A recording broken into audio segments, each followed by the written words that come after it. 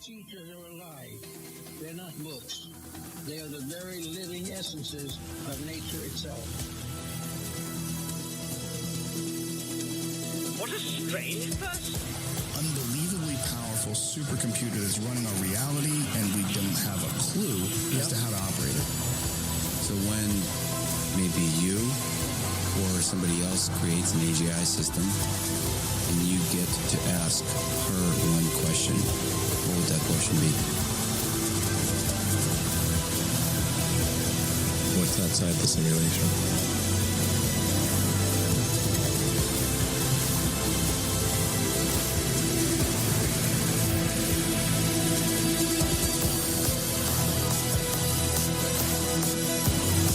Say in your mind, say to yourself, I am more than my physical body, because I am more than physical matter. I can perceive that which is greater than the physical world.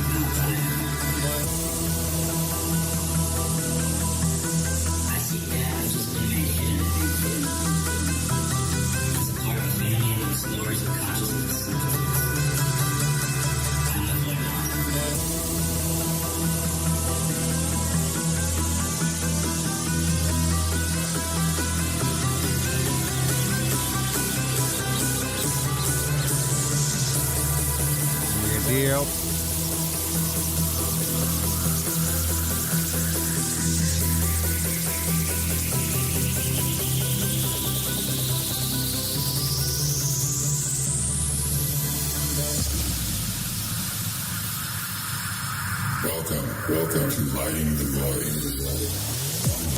Void. Broadcasting from a shack on a hill in the Mossy Creek bottoms of Cane Creek, Arkansas. This is Lighting the Void, and I am your host, Joe Root. We are live on the Fringe FM. It is Tuesday night, May the 12th, 2020.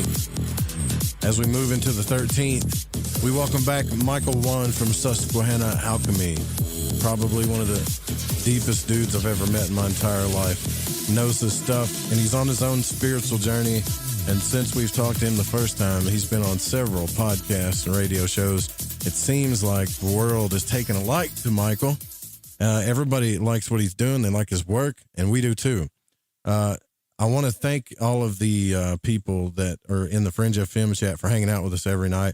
But listen, you guys can't be like, I didn't even notice this. I went back yesterday and looked through the chat, and some of you are like, cutting yourselves and showing pictures of it and stuff, man. You know, that stuff's kind of creepy. I mean, you know, to each his own. We all got dark stuff we got to work out, or maybe that's not dark stuff to you, but I'm just saying, you know, that kind of stuff scares folks. But if you're into that and that you find that entertaining, you can go to the Fringe FM chat by going to thefringe.fm/chat room.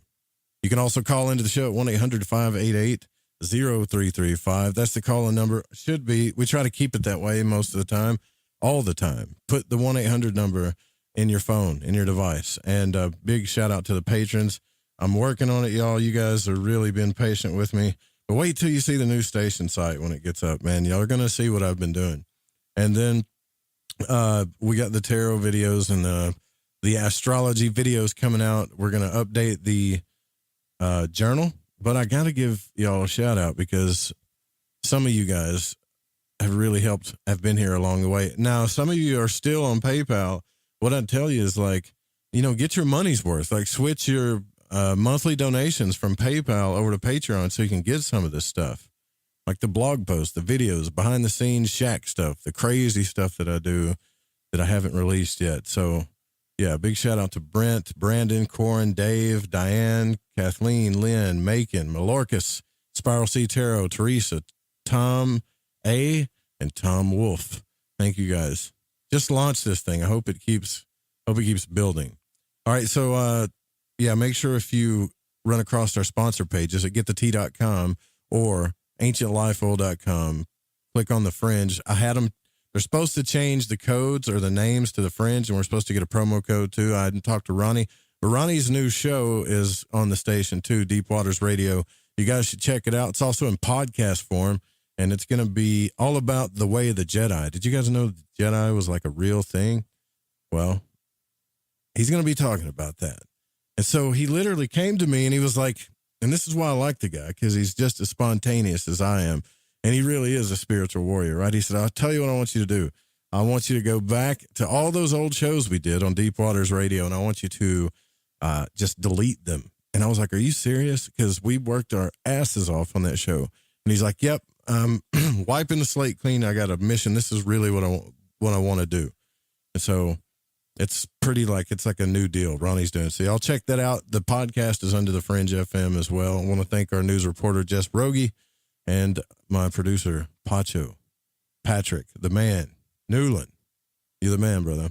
And Dave Cruz for helping, and the people at the Fringe FM. It's like there's a lot of stuff changing. A lot of people have been helping, and like Barbara and Amanda, everybody's really been helping out a lot. I appreciate you guys. All right. Also, make sure that, speaking of Barbara, that you give Metaphorical Archaeology a call.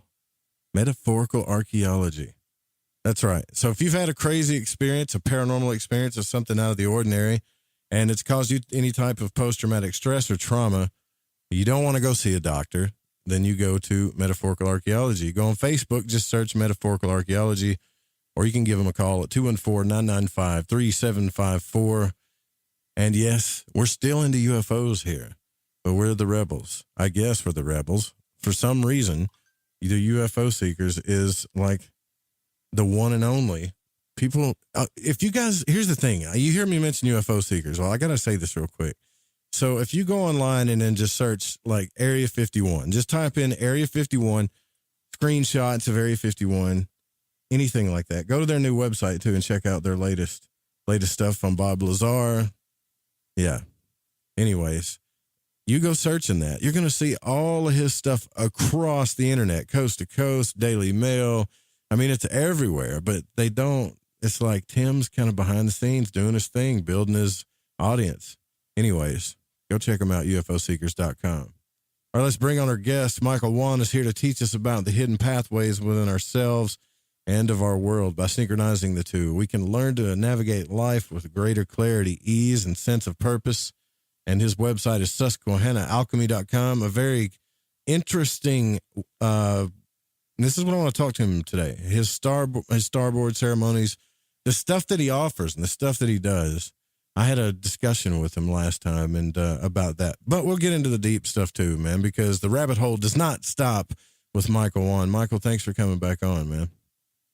Joe, thank you for having me. I mean, it's a good time for us to talk, I suppose. It is a good time for us to talk. I don't know. Like, I remember when you first came on. I think this is like our third time talking, right? Yeah, this is our third time. And when you first came on, people, Patrick and a lot of the people were like, man, you got to listen to this dude. You got to listen to what this guy's talking about the river, about all these signs and synchronicities. And I was like, yeah, cool, right. So we'll talk about it. And we had a few deep discussions. And then so today I got on YouTube and I went to searching Micheal Wann, right? I'm saying, let's see what he's been up to. And my God, dude, there's been you've been on every radio show and occult podcast known to man now. Like, everybody loves you, dude. It's good stuff, man. It's good to see. I like that. It's good to be back. Yeah, it's interesting because I've been talking about the same stuff for like 4 or 5 years. I mean, I've always been I've always been me, but for the last 4 or 5 years, like, this kind of different message has been coming out, and for a couple of years, it was like, if I could even get in front of a group of people, it would be small. And of that group of people, like, only like a handful would it resonate with. But then of that handful, like, it was, I mean, I could just tell, like, this was resonating with them deeply. And I was going through this process of putting out like a lot of energy, like, trying to, put on talks where I live and all sorts of stuff like that. And it just was not, you know, in hindsight, the timing wasn't right. And if you look around right now, I mean, I just call it the worldwide initiation. You know, that's just the way in which I'm looking at it. But that's literally what's happening. And part of what's going on during this initiation, I mean, it's a really, really personal thing. Like, I'm not talking about this in like big picture sort of like spiritual things, though that's, you know, what's happening. Like in your most mundane life, like you're going to be forced to look at things and go through, do things differently. Otherwise, you're going to become nuts. And because of that, like people are like more open to like, you know, some wild ideas. And now, you know, what I've been doing for so long, it's like, yeah, that kind of makes sense. And like, you know, it's starting to open up a wider perspective, which is what, you know, I've always desire to do, is like, you know, use this as inspiration to go to a place we don't even know where it is, but kind of like what it was said in your you know, in the introduction is we don't know where we are, we don't know any of this sort of stuff, so we got to start looking in new ways.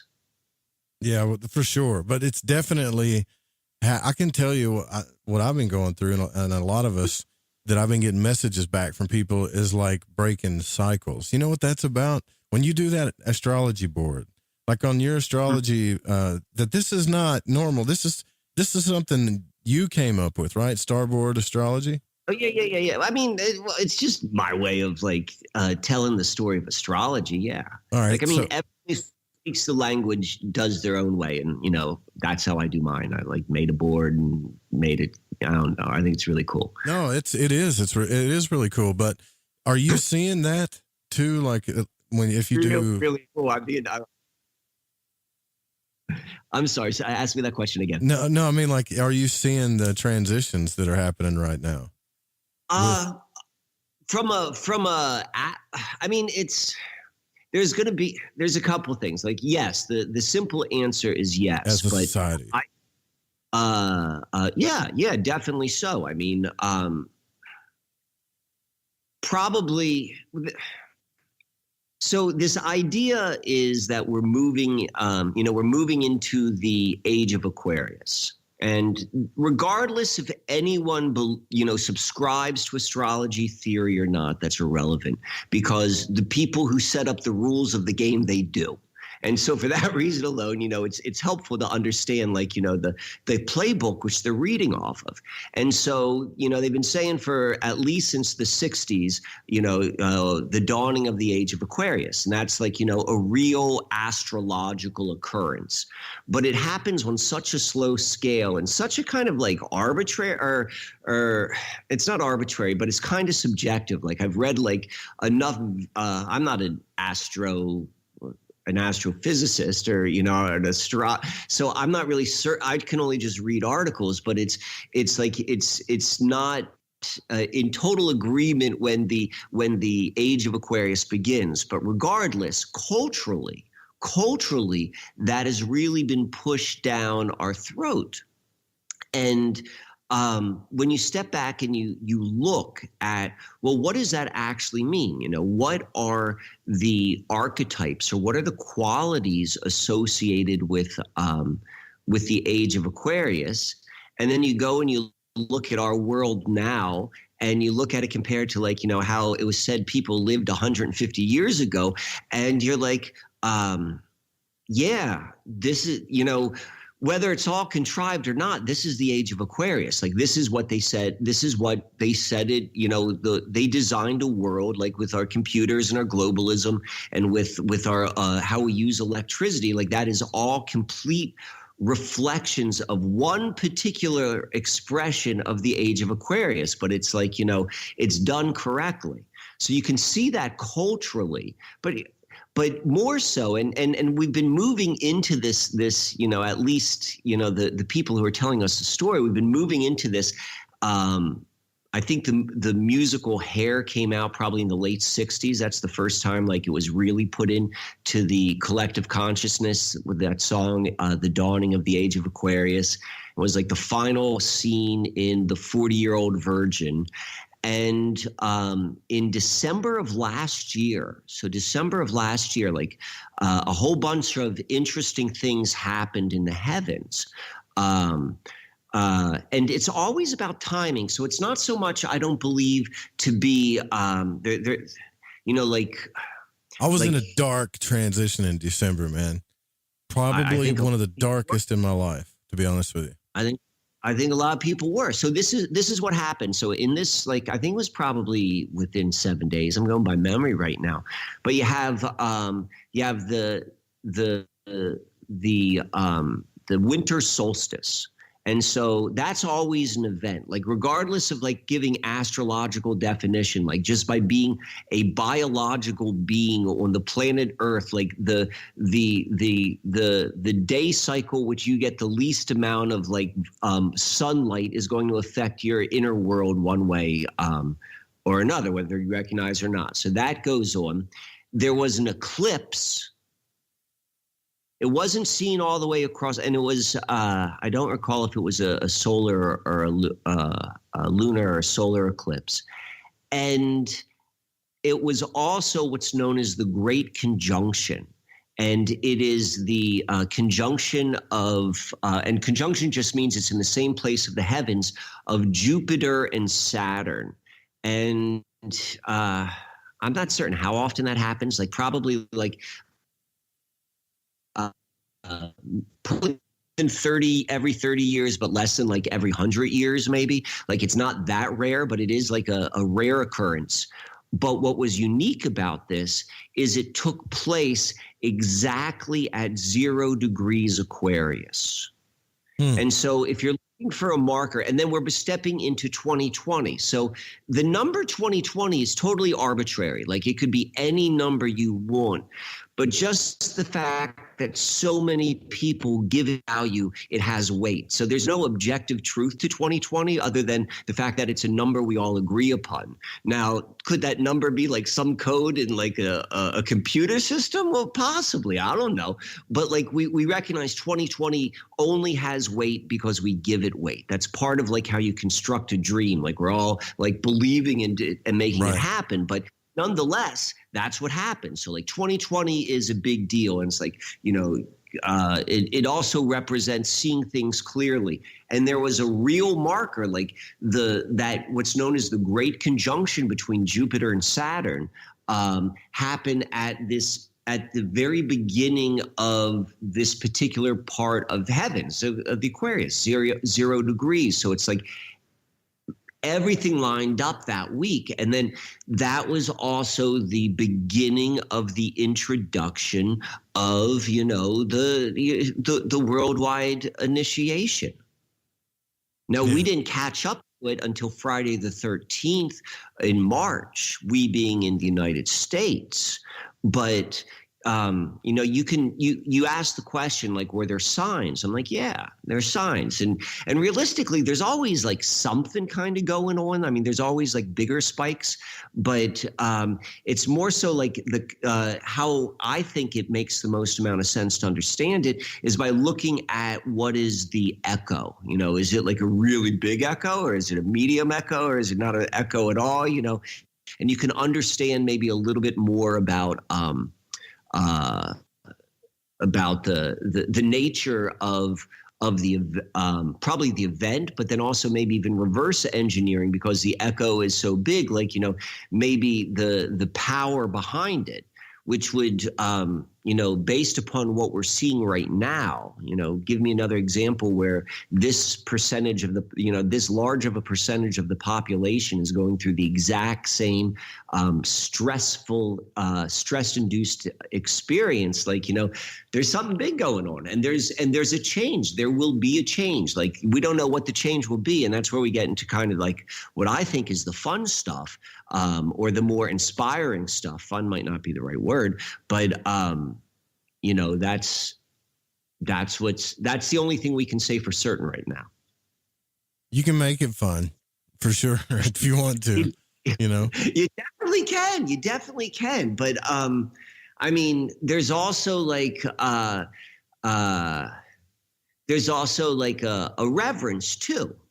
I mean, realistically, you know, life on Earth has changed. Like, you know, we'll see how big, but it's like kind of like if you could go back in time and to like September 10th, 2000,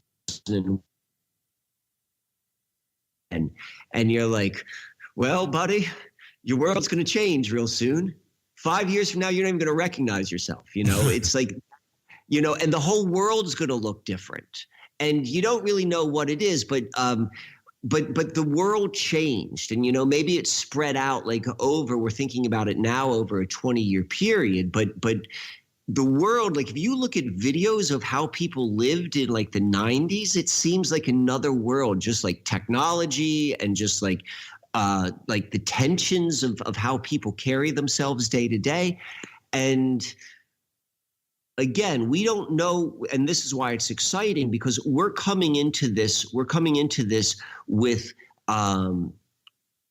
insight that we did not have before. And we have the skills to recognize when events are happening, the size of the events, and we also can, like, you know, recognize that that there's going to be change.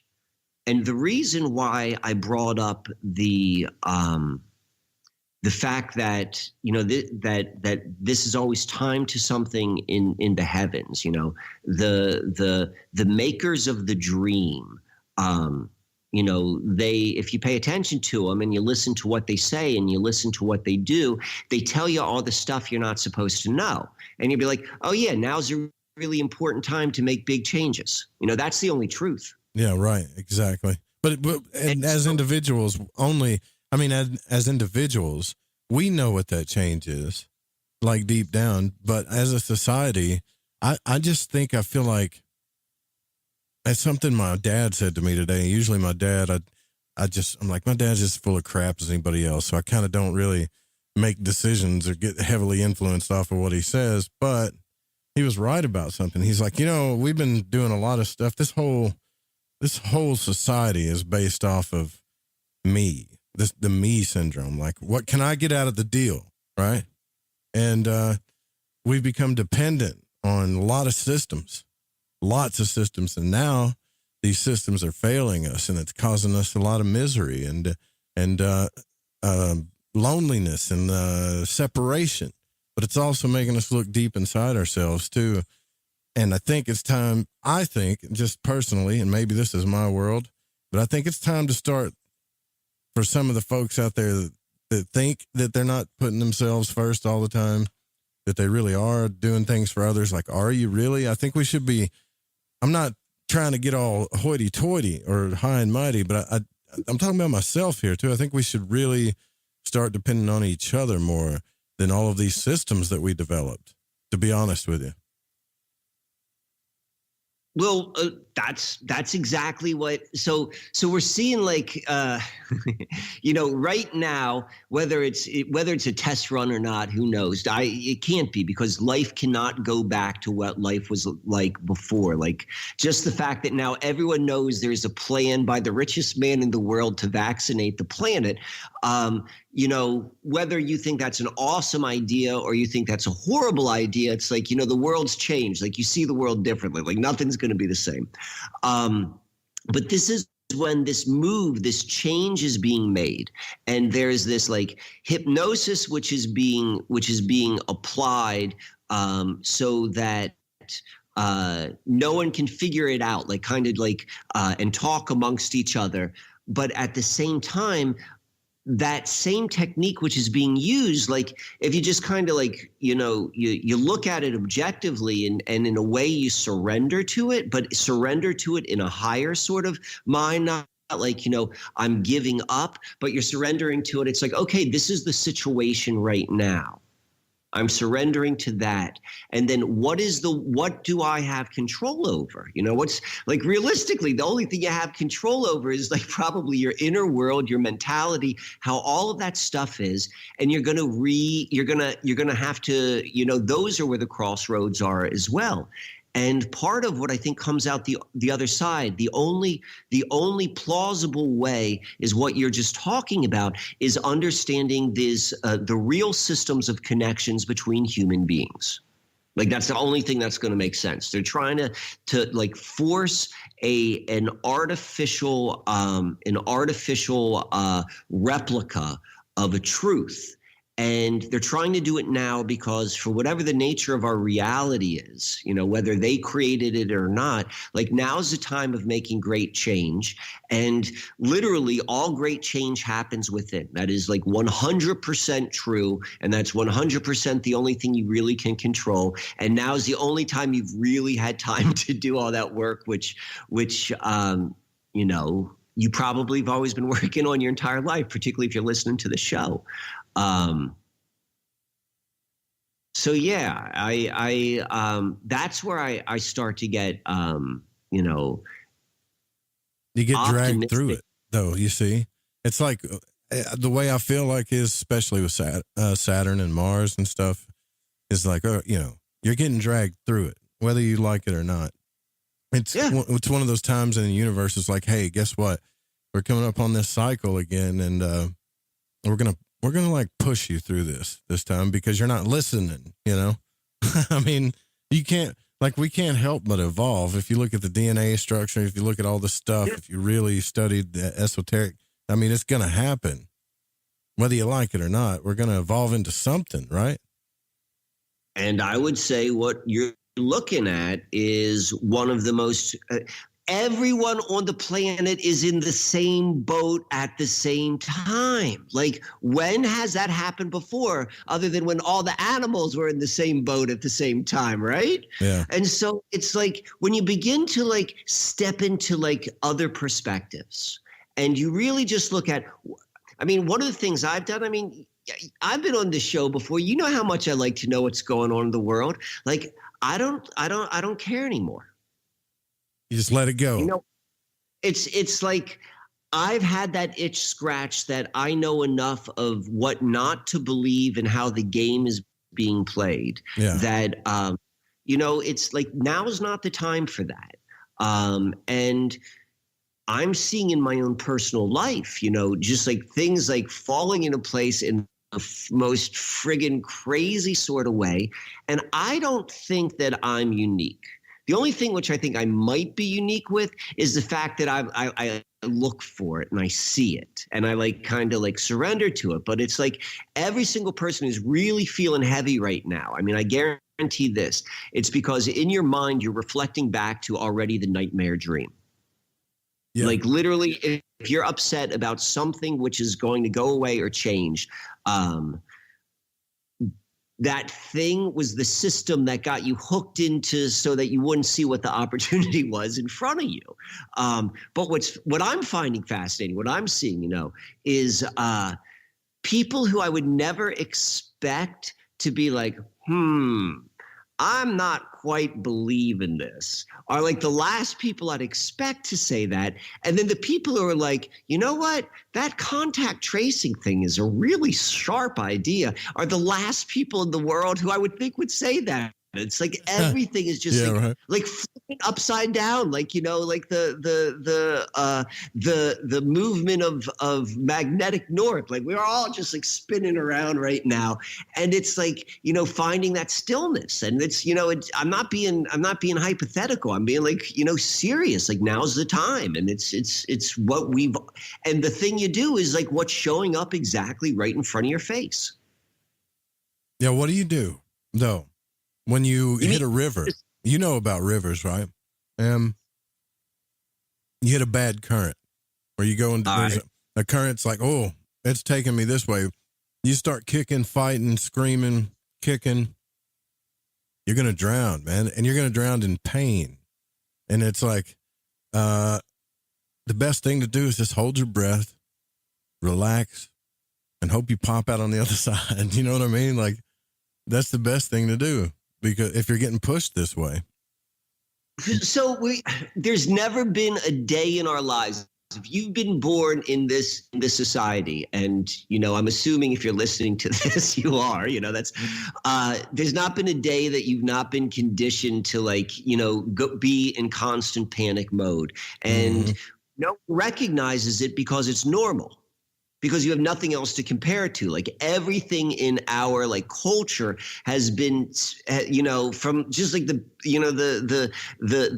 fundamentals of a central banking system, and this always being in this at some stage of low level survival training. Work by the hour. Yeah, that's the worst, man. Get the annual salary and try to increase your annual salary so that you can have more things that you can pay for, so that you can try to increase your annual salary so that you can pay for the things that, when does this wheel stop? It never does. Dead. That's when it stops, right? Yeah. Yeah, exactly. I mean, it's like, all right, let's see, this what, when you look at the foundation of this is the truth. So one of the ways of navigating the fact, when I say a dream, I'm it's literally a dream. Somehow people convinced people to pay income tax, right? When did income tax become a law? I'm thinking 1913, something like that. I know it was unconstitutional, but yeah. But there was a time where everyone was in agreement. We don't pay income tax, right? Right. And then suddenly there was a day people started paying income tax. And maybe it didn't all happen overnight. Maybe there were a couple people who went kicking and screaming, but someone placed a dream over it was just a friggin' idea. It's an idea, and maybe it's an idea with threat, so it's got teeth to it. So it's got a little bit of teeth to it, but that's a dream. It's not real, and so everything in our society is a 1 degree or another of a dream, and that's just kind of maybe part of reality. Maybe dreaming isn't necessarily the worst thing, but the dream which has been given to us is a very inverted, anti-human dream. And how you can kind of know that for yourself, as opposed to just or at least this is the way how I navigate it. And I like thinking about the financial system. I got a degree in finance. I went to school. I know the system. And then I went and read books. And no one ever taught me any of this stuff. You saw the trap for what it was, though, didn't you? Learning that stuff. Well, it's Well, at some point I did, and at some point I didn't. At some point I was just this is awesome. That's how it works. When you're born into something, you are imprinted by it, and it appears to be there's a famous story of how a giraffe, this was in Africa, and a mother just gave birth to a baby giraffe and died instantaneously, and was or for whatever reason, but the thing was being captured by someone who was studying it, and the baby giraffe imprinted to the thing that was most similar to it, and it was the Jeep. And so this baby giraffe, more or less, as it grew up, as it became an adult giraffe, it always had this affection for Jeeps, and even was would try to mount it as an adult. But that's that's a reflection of just the natural way of how we are in this environment. We imprint. Yeah, and we imprint things which aren't necessarily in our best interest. And so I was into the system at some point. Right. And let me take this call real quick. Michael, I've been waiting a minute to talk to you here. It's 530 area code. You're on the air with Micheal Wann. Who are you speaking with? Yeah, this is Asa. Micheal Wann, pretty good friend. What's up? Yeah, I just wanted to check in with you. But my apologies. I'm going to let you all take another call. All right. Thanks for your call, man. So you got a guy checking in on you there. See, you're becoming a popular guy, man. Asa just did me right. Thank you, Asa. He said, "What's up?" That's what he wanted to say. That's all he wanted to say. And he wanted to let me know that he was listening because I talked to him earlier. I was like, hey, I'm going to be on a show tonight. He's like, serious? I'm like, yeah. Yeah. Let me know. He's a man of his word. You got to admire that. Like, you know, here's something else too, like this mirror thing. I've been realizing, like, what the hell? Like, if I did a video on this too, I was like, why am I keep running into the same crap over and over again? Like the same situation, and it's like the second you take victim mode in that situation is the second you keep drawing it into you. It's like, oh, well, I'm vibrating this thing, this imprint that you're talking about from the day I was born, and we got all kinds of imprints on us. And I'm in the state of wanting something different, but my reality is the imprint. So we got to switch that. And it takes work. You can't just turn that stuff off. You got to wake up every day and work on it until it becomes a habit or a pattern until you break the cycle, That's exactly what this worldwide initiation is offering every single person. Is the opportunity to do just that. Because there's so much friggin' stress on people. So first of all, if you've been like walking on this path for some time, like, this is going to feel very familiar. And it's funny. It's like, I'm finding myself in a situation which I remember being in about like 6 or 7 years ago. And I'm listening to some of the same things I listened to a while, that during that time period. And I can remember, what I was thinking the first time I heard it.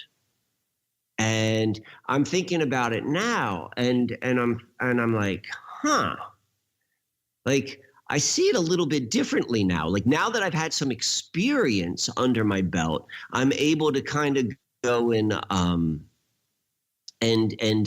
this refresher is like, this is much easier than it ever was before. And I feel leveled up. And I think that's probably going to be happening a lot right now. Like if you go and you look at like, whatever's coming up right now, like by being forced, whether around a whole bunch of crazy people or if you're the crazy person, like what's going to come up is going to be your stuff relative to your imprinting. And so this is the thing, which is the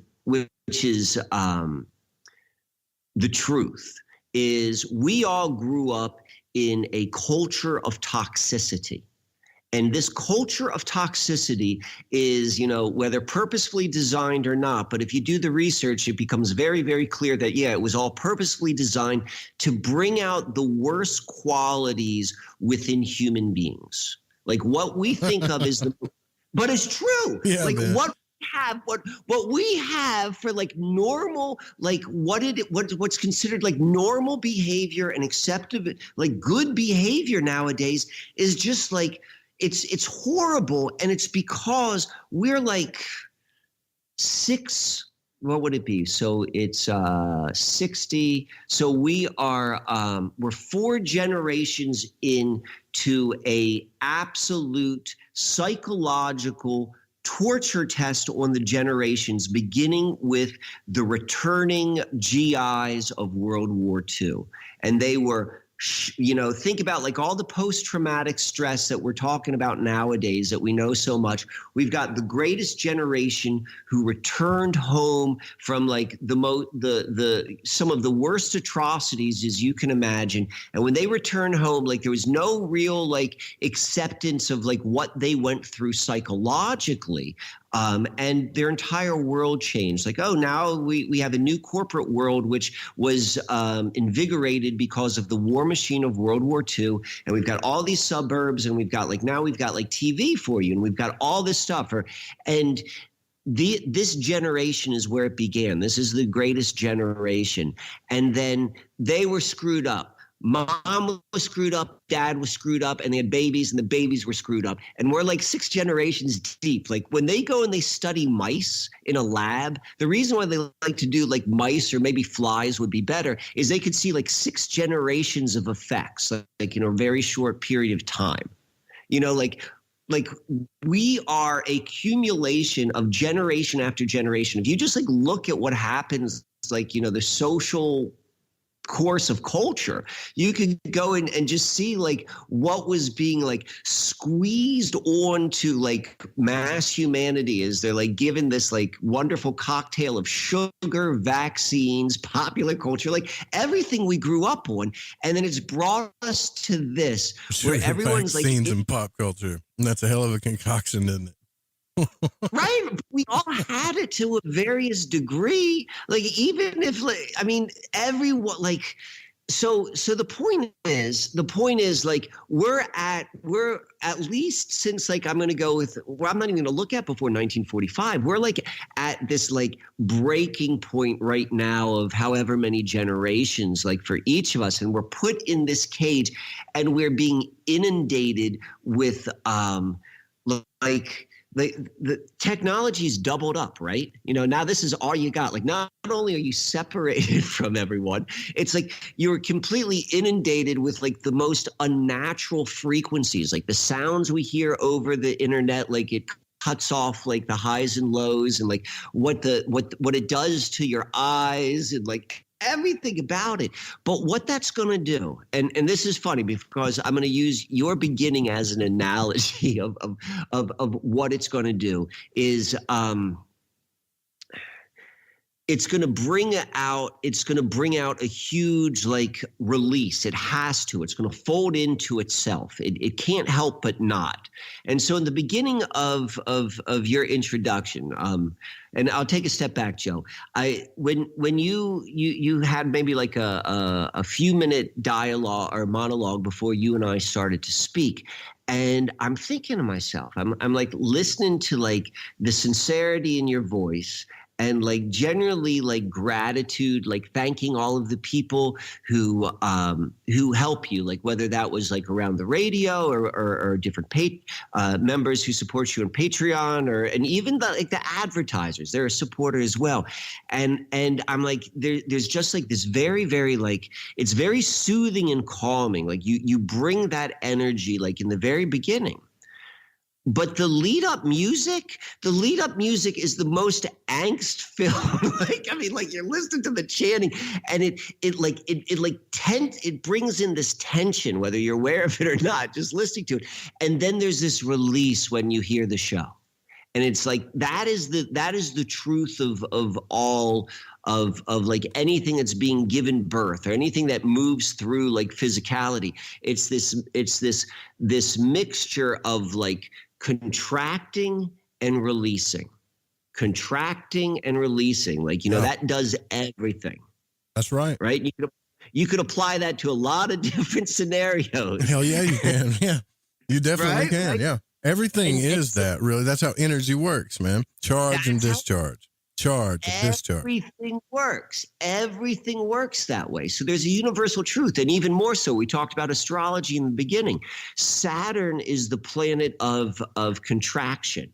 You know, that's what the rings are. It's like this, it's this holding tight, and Jupiter is the planet of expansion. So it's like, you know, those are the energies. And so what we're seeing, like from multiple generations, regardless of your individual life, like you're the leading edge of this immense amount of like pressure to like build, you know, it seems normal to us because every single one of us is a lot. And, you know, like, I'm not saying anything that should be a surprise. And there's like nothing other than the fact that I'm just saying the obvious truth. It's like, there's not a single person who is not psychologically severely damaged, but we all think it's normal.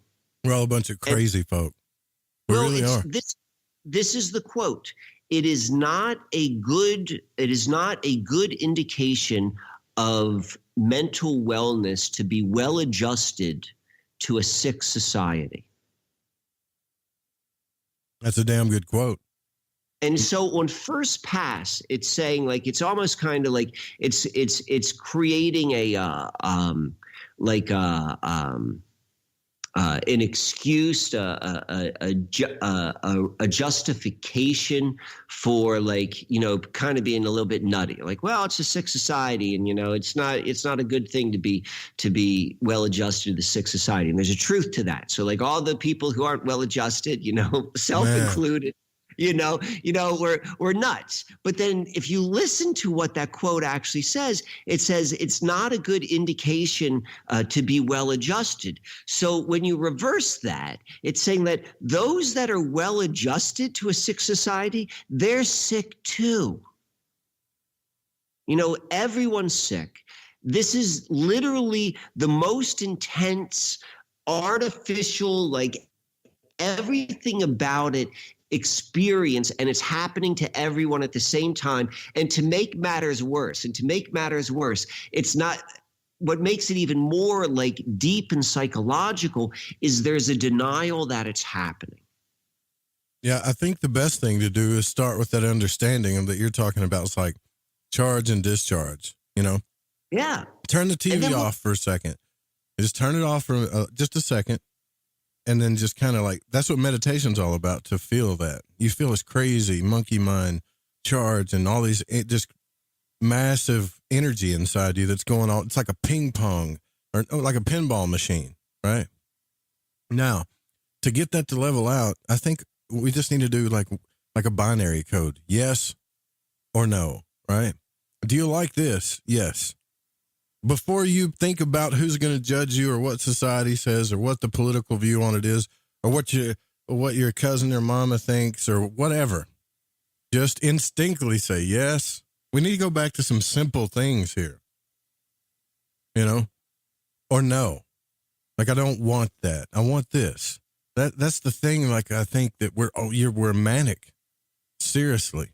And the more we're inundated with the technology like you're talking about, the more, dude, I can't even text people right now. Like, I haven't been able to text people for like 2 years now for some reason, because everything I say, and it's not just to a few people, it's everything I say gets taken wrong, or it's not what I actually mean. But the second I can speak with my voice, people know what I mean.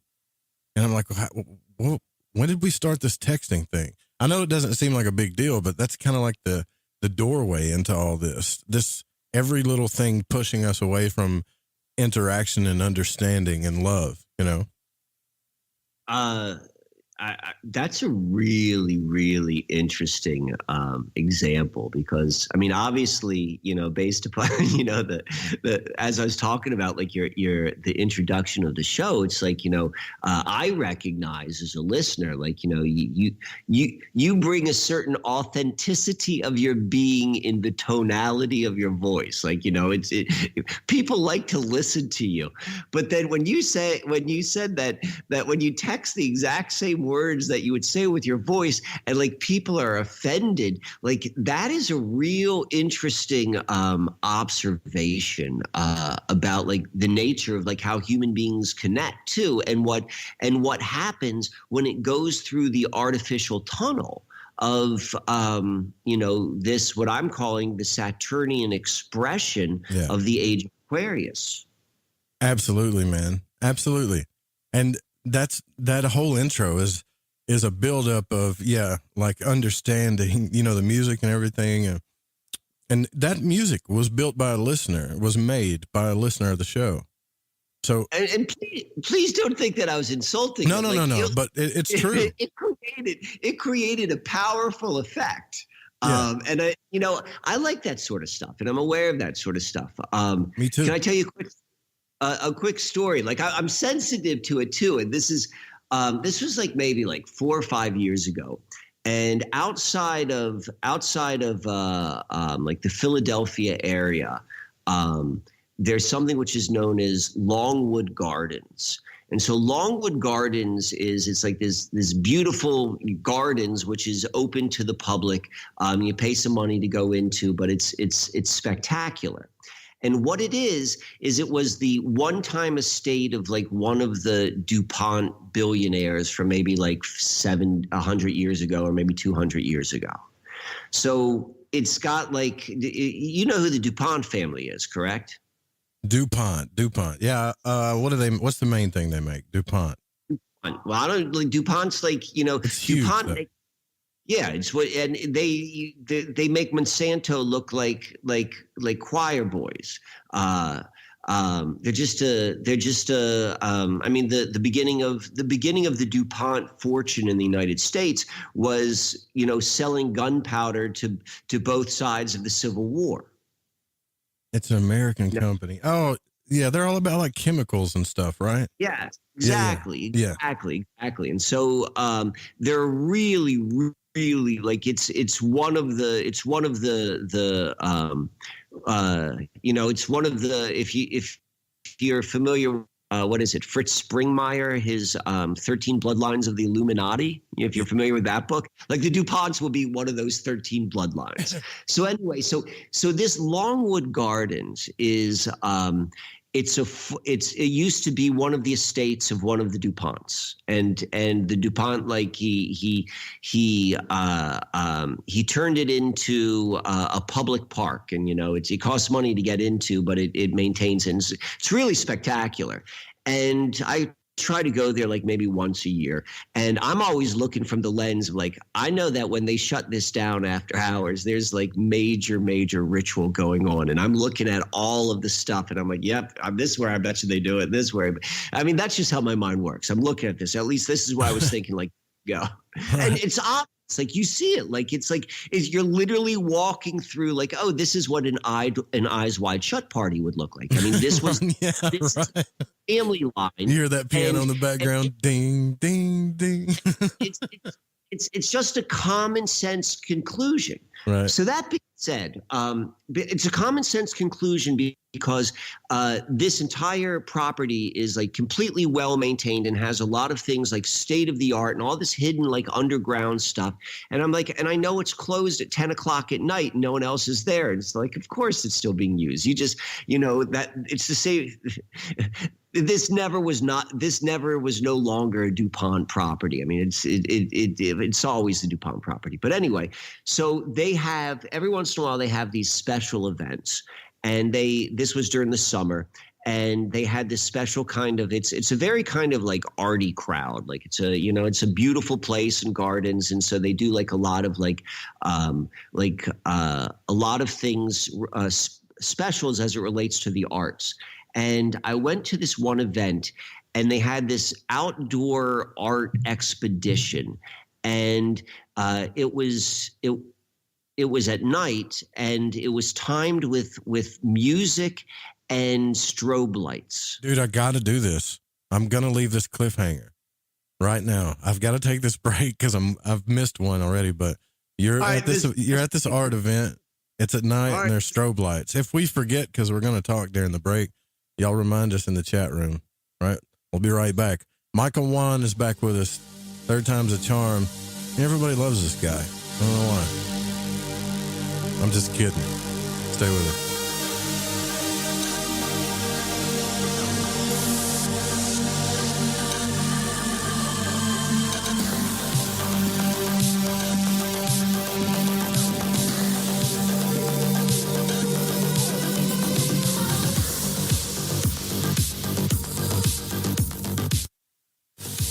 Please listen. Now is not the time to fear. When your immune system is strong, shields up. You have very little worries. If your immune system is compromised, you're susceptible to all viruses. I say shields up and no fear. Try Heart Love from GetTheTea.com. Heart Love has a special ingredient called allicin. It comes from the healing part of the garlic plant. No garlic breath. No garlic leaking out your pores, just pure immune-building ingredients that gets your shields up. Heart Love is a unique blend of herbs that loves to build you up. Google garlic and know the benefits. One Heart Love pill is equal to 20 cloves of garlic. 20 cloves. Shields up. You've heard of our Life Change Cleansing Tea at GetTheTea.com. Now try Heart Love. And by the way, take your blood pressure and watch weekly what happens. So here's how to purchase. Log on to GetTheTea.com. That's GetTheTea.com and build your shields. That's GetTheTea.com. Mention Ray in the coupon code and hit apply and receive free shipping. Hey, this is No Way Jose, a Northern California Piscean stuck in the Arizona desert. I'm a void walker, and I got the shoes to prove it. So what do I do when my soul yearns to delve deep into the realm of the unknown? I aim my satellite straight into the night sky and catch a smooth ride on the KTLK-DB radio waves. I tune into Lighting the Void with Joe Root on the Fringe FM. Joe, Lighting the Void is the best show on the planet. This is Barney, your friend from Facebook. Thank you and all the crew for all you do. Namaste, my friend. This is Macon from the foothills of North Carolina, and I am a void walker. G'day, void walkers. This is Lily from down under Australia. The world may be small, the enigma is greater. So let your curiosity take you for a journey with Joe Root. Hey, this is V, coming in from Central Maryland, and I am a void walker. This is Kevin Doherty, a beginner void walker. I'm from Vancouver, BC. I know a little about a lot, and as Leonard Skinner said, I guess the rest. I learned a lot from Mr. Root in the show, and heard it from the beginning. I knew right then he was going to be a new Art Bell. Thanks for all your shows, and keep it up. Hey, this is Derek from Mass, a.k.a. the Night Stalker, and I'm a void walker. This is Mark from Chicago, and I walk the void to ascertain what is consciousness. My name is Jared Johnson, and I'm from Humboldt County, California. I do not know all the answers to the questions about reality. I do not claim to know the ultimate truth about life. I seek that which has been made hidden as a part of a family of explorers of consciousness. I'm a void walker. Thanks, Joe Root. Right, me old Chiners. I know it's an ad break, but before you lot shoot off and make yourself a cup of Rosie Lee or whatever else it is you're going to sling down your Gregory Peck, you need to listen to me babble. If, like me, you found your way to Lighting the Void via a downloadable podcast, you might want to take a butcher's at the Fringe FM Wind and Kite. You won't Adam and Eve how many other shows there are or what they rabbit on about. Ancient history, conspiracy, the consciousness, the esoteric, the occult, metaphysics, parapolitical, ufology, technology and spirituality, to name but a few. They got featured hosts like Ryan Gable, Jeremy Scott, Alex Exum, Tim Doyle, Cortana and Gigi, Susanna Ross, the Reverend John Polk, Michael Deacon and J.D. Lewis. You might find yourself listening to the thoughts and theories of the author of the fish you just finished reading. Or you could pick up the dog and bone, call in and tell everyone your own beliefs or experiences. So do me a favour, before you put on the Ansel or crack open a bottle of vino or roll a joint, go to the Fringe FM and see what you're missing.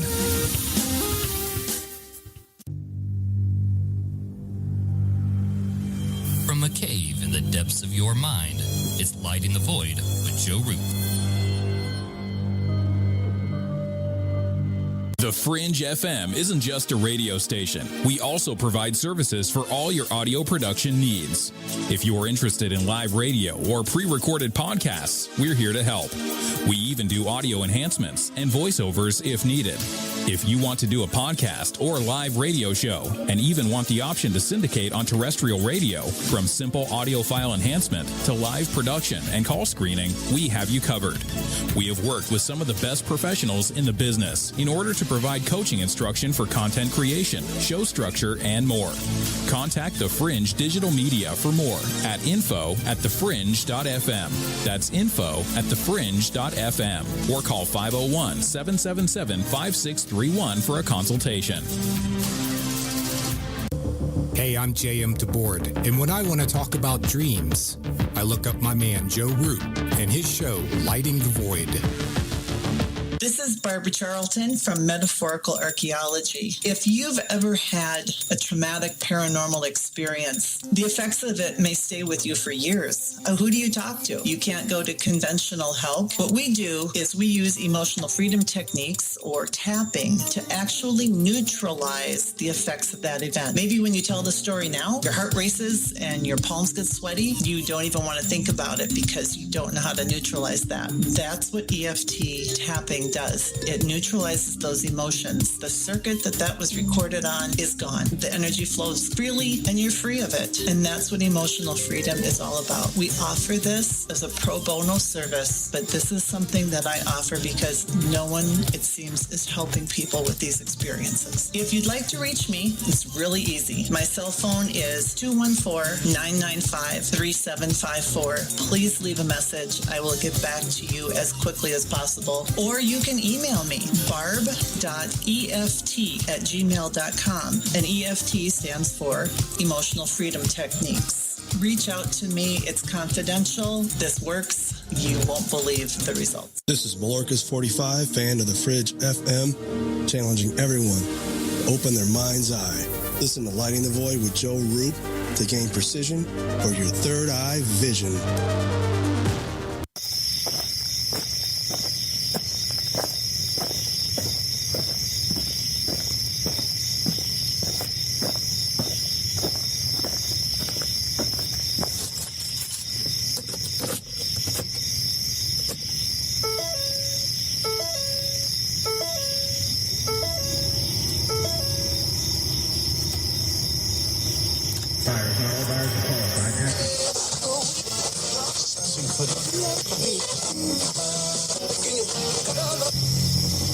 Message is being broadcast by the Department of Defense of the Republic. At 2 a.m. Eastern Standard Time, multiple unidentified objects were confirmed to have entered Earth's atmosphere. Discovery Houston, 20 seconds to LOS T-drift.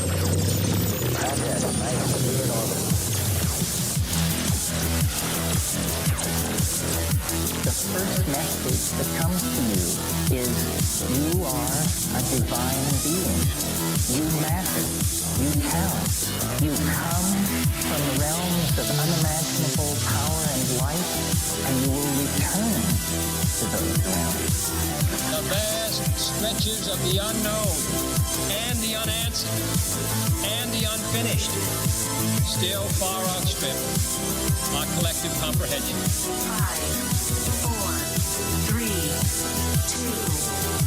1. Broadcasting from Forest Tower Studios, all the way from the Deep South. Now, here is your host, Joe Roop. Yeah, and welcome back to Lighting the Void. We're at the top of our second hour here with Micheal Wann. Quick challenge before we continue the story he left off with. I think we're about to enter one of those eyes wide shut scenes, possibly, that he was talking about. But a quick challenge to everybody. For the rest of the month of May, as you're going through this energy, I challenge you to be rebellious. I challenge you, Void Walkers, to have fun. Do not let the man get you down, not let isolation get you down. Relax, have a drink, dance, throw a party, love somebody, have fun, take a break. That's the Void Walker challenge right now.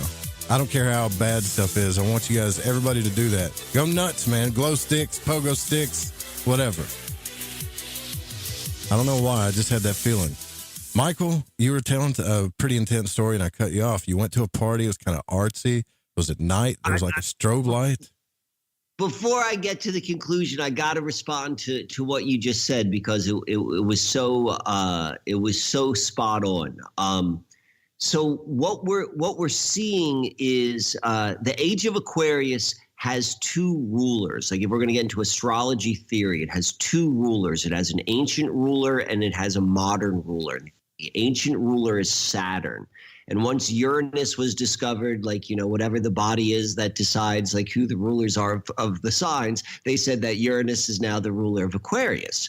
And Saturn, it has a very, very different expression than Uranus. In fact, they almost have the complete opposite expressions. And Saturn's all about control and authority. And that's what you're seeing being trying to be forced upon people.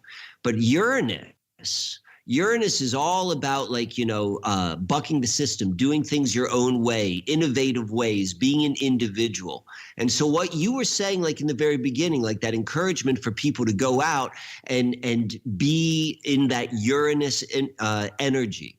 So if you're going to go and you recognize the influences of the archetypes, which are kind of at I don't want to say at battle with one another, but maybe those options are available. Uranus is that's where the golden age of humanity lives. It doesn't live in the Saturn version of Age of Aquarius. I'll tell you that. Yeah, if you don't think you have to realize at this point that old quote that we don't fight amongst flesh, that we fight against principalities and powers. If you don't know that now, you're never going to know it. So we've spent enough time chasing shadows and trying to figure out, what's deep down there and what all these, but really you just got to go back to your basic instincts, and your basic instincts are love, passion, and survival, right? Now, as long as you're doing those things, I feel like everything's going to work out. But I'm not saying be selfish and go on like a purge. That's absolutely not what I'm saying. But it's time to really go back to the flower ages child stuff, man. You got to start thinking about other people. And when that happens, I think you're going to be surprised at the effect that it has on all of us back, and if everybody, no matter how much you give or no matter how nice you are, I think right now everybody should be like, man, am I so focused on myself right now that I'm just losing things, that I'm just losing the bigger picture here? And then answer that question for yourself. And if you're good, you're good. But just for the rest of the month, man, just let it all, let it all hang out. Draw a line in the sand and say, no, I'm not going to be, you want despair, whatever this thing is. It wants despair. It wants anger. It wants confusion. It wants you to just be totally out of your natural self. And I'm not going to do it. I'm not going to do it. I know who I am. I'm tired of things trying to tell me who I am, what I'm supposed to be like, how I'm supposed to feel, labeling me. If according to this society, the maddening society that you're talking about, Michael, I've got probably 150 different labels on me. And there's 1,000 different articles about it. You can scroll through the internet if you want to, but that's my natural self. Labels or not. So kiss my ass. That's how I feel right now, Just tired of it, brother. I hear you. I understand.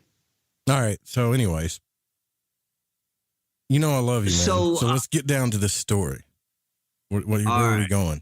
All right. So where were we? So I'm at this event, and I'm walking through there, and the purpose of telling you this story is, as we were talking about your intro, is like maybe I'm just like I'm sensitive to the different types of physically, like I'm sensitive to the electronic and the certain pulse frequencies, because I'm walking through this art expedition, and it was like really well done. Like, with like how they had like the music and the lights and all this sort of stuff.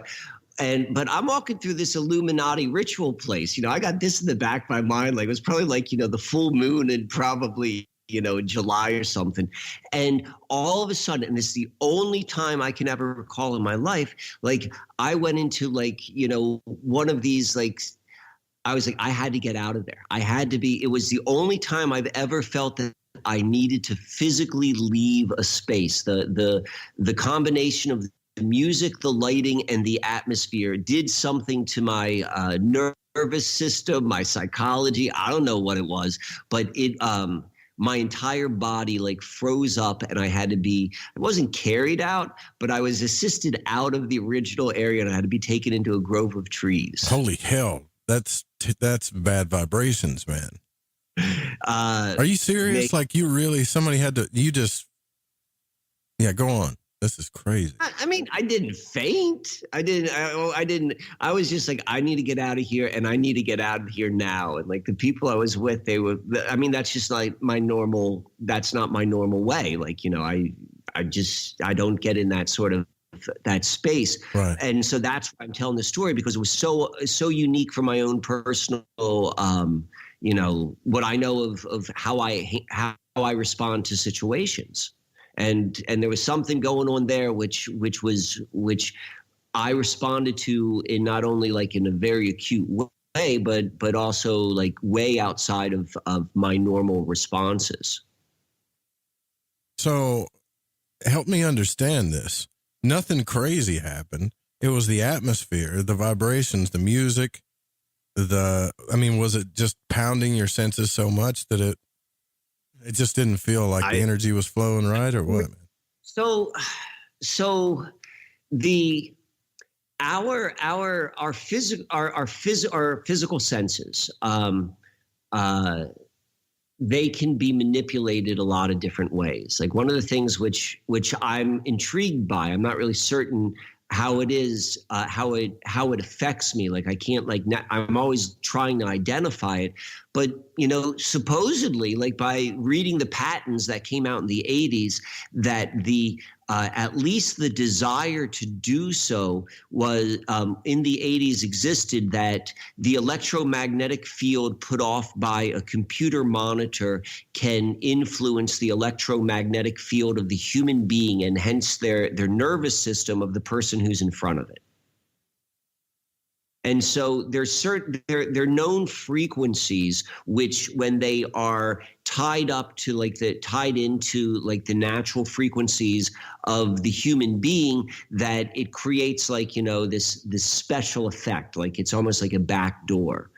And what I think happened that night was probably a combination of a bunch of things, but my thought was always like, whatever the pulsing of the light was relative to the pulsing of the music, it did something to my system. And it didn't do it to anyone else's system. So were you there alone? Did you go by yourself? No, I was there with two friends. I was there with two friends. Because I would be like, took care. They took care. God. Yeah, you need somebody there that really cares about you in those situations. Like, I mean, it was like I still had my sense of self. Like, I didn't want to I didn't want to freak out in front of I know what you're talking about though, but let me tell you how you find out who your real friends are real quick, or find out who really cares about you. Have a panic attack in front of a bunch of people. Okay? Yeah, it was well, here's another thing, and this goes to like how easy it can be to manipulate the internal world of a human being. So a couple years ago, my parents live outside of Orlando, Florida. Have you ever heard of the Villages? Man, I don't know much about Florida. I just know a lot of crazy stuff happens there. Go on. The Villages is the strangest place in the world, but that's where they live. So my parents live in the Villages, and every February or March, I take my two sons down and we see my parents. My parents, they're excited to see the kids, and they're like, oh, we'll go down to the amusement parks in Orlando. Okay. That's not really my thing. And it's like, and it's not really the thing I want to go and encourage with my boys, because they're kind of they were in that sweet spot age, like maybe 10 or 11 when it was happening. Oh, it was nice. I was like, I'm a little bit hesitant of a lot of those parks, but I wanted it to be a good time with the grandparents and the grandchildren. And to be quite honest, I was I went in as a detective. I'm like, all right, let me go see what this place is like. So that being said, we go to Universal Studios. It's in Orlando, Florida, and they just opened this Harry Potter ride, and it was like the big deal. And so we go on this ride, and basically what the ride is like you're on a bench, let's say, and it's on some sort of mechanism which can make it rise and fall, maybe 5 or 6 feet of rising and falling, and it moves it's not on a track. I don't think, maybe it's on a track like a roller coaster, but it's not fast. But what they do is they have it timed so well with all of these big screens all around, and it shows I guess seeing, it's supposed to replicate, I guess, if you were Harry Potter and you're flying through the sky. And I know what, I'm looking at this, and I'm trying to deconstruct of what I know of how you can manipulate the internal world through movement and sound and lights and all that sort of stuff. And I'm like, okay, I know what's happening. They're going to rise and fall, and they're going to time it with this stuff, and it's going to feel like I'm I'm flying. And I know this in my conscious mind. And usually what happens is when you know something in your conscious mind, when something's like subliminals don't have the same impact when you know they're happening. Because part of the reason why they work is the fact that your conscious mind is unaware and it goes into your into the subconscious. Yeah. So I know what's going on, and I'm like, okay, this trick's not going to work on me because I know what's going on. And the entire time I'm like, holy shit, this feels exactly like I'm real, like the feeling in my stomach. I know I'm dropping just 2 feet, but it feels like I'm like dropping like 1,000 feet, like at 1,000 miles per hour. And that is the power of like when someone knows what they're doing with just like minor changes and minor movements. If it's properly timed with the proper environment, like it can create the sensation in the human being that it feels like it's really happening. Yep. I've been in one of those things, not as similar as what you're talking about, but I went to the like Alabama space camp or whatever when I was a kid, and they put you in the launch machine. Same thing. Yeah. Same thing. So you're hitting 3 G's and more, like as much G's as they can put on a kid. But they're showing you the screen and you're taking off, and it feels like you're just like you're really taking off, but you're not going anywhere. You're just spinning in a circle. It's wild what they can do. And on that fact, I don't know if this is true or not. I've got it in my mind. I think it's true that astronaut training is like they take a certain plane up in the air and they make the plane go up and down in this really weird way, and it creates like zero. Like how does that even happen? Like, is it? But anyway, the going back to the Harry Potter thing, because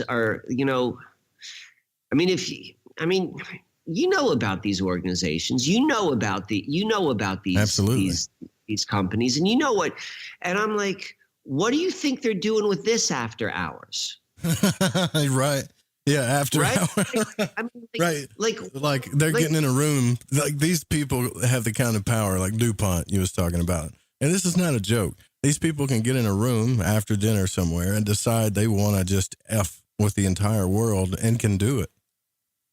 They can do it. I mean, I'm not trying to get like all morbid or anything, but my guess would be is, because Disney follows the model, at least the research certainly suggests it, and the tunnels underneath it certainly encourage it. But, my sense is also with like Universal is the same thing, same sort of mentality is what's running it.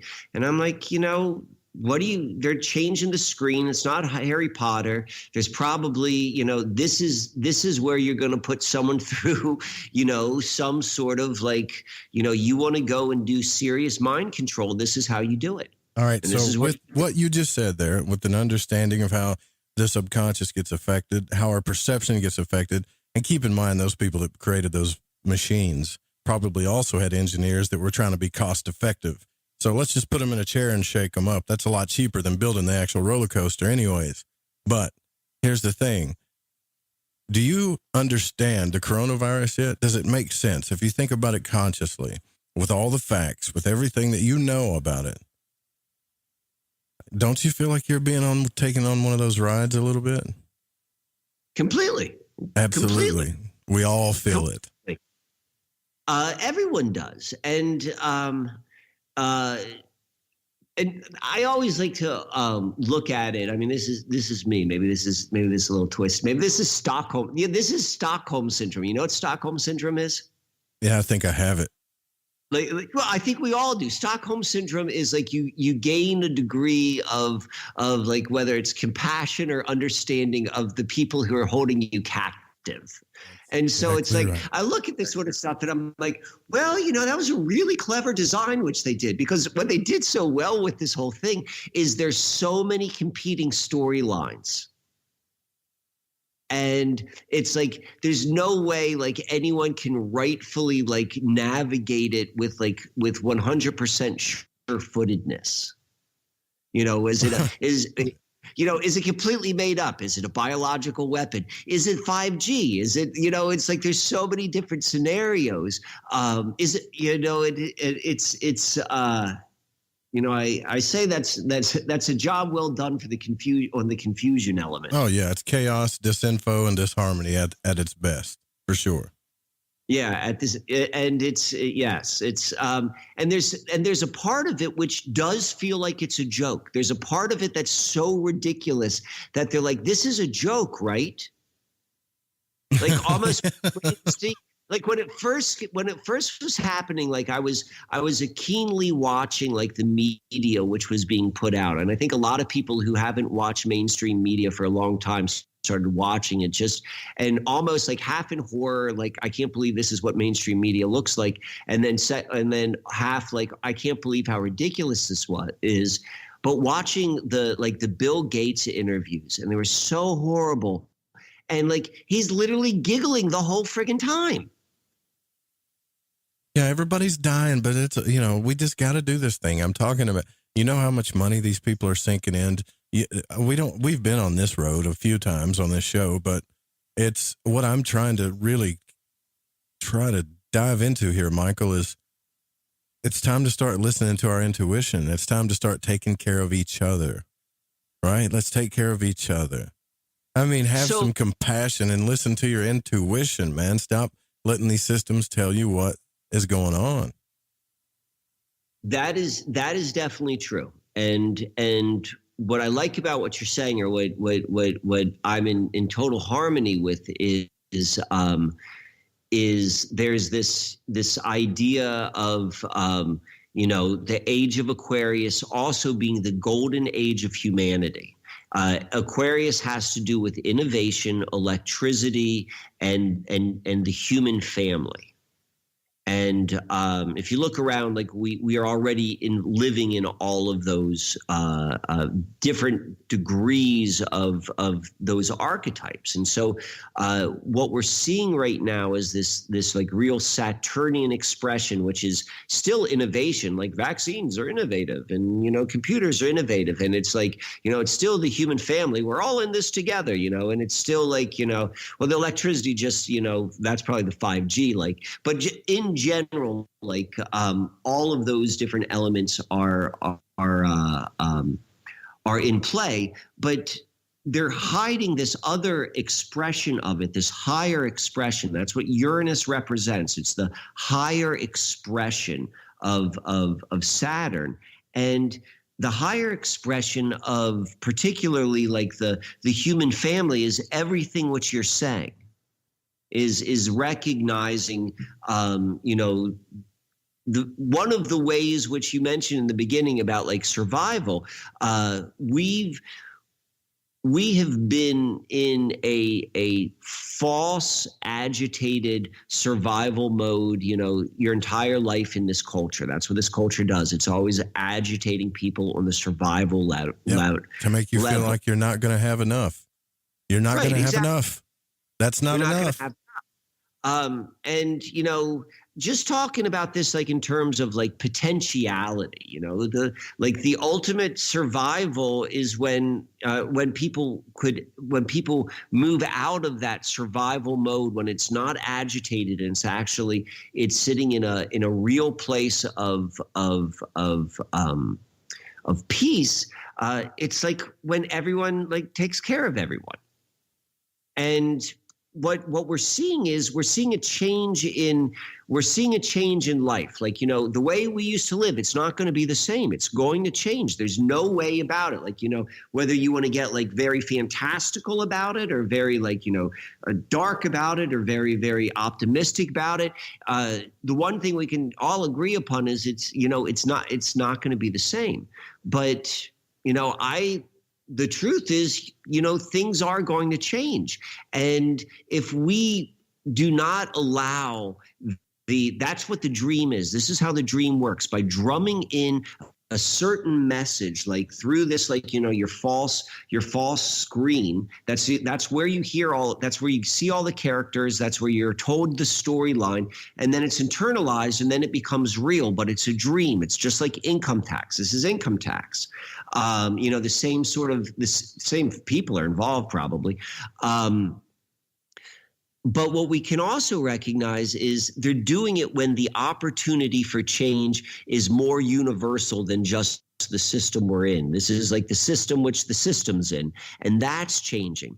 And when we begin to become like really embody, like to become aligned with like, other expressions of, like, let's say the age of Aquarius or the Uranus expression, which is exactly what you're describing. Like, you don't have to go and use like astrology terms if that's not like, your context point, but it's the natural response to what's happening right now is everyone under pressure, away from everyone, and really forced with their own sort of stuff. The natural solution, the release of all of this squeeze, is that we want to be with people again.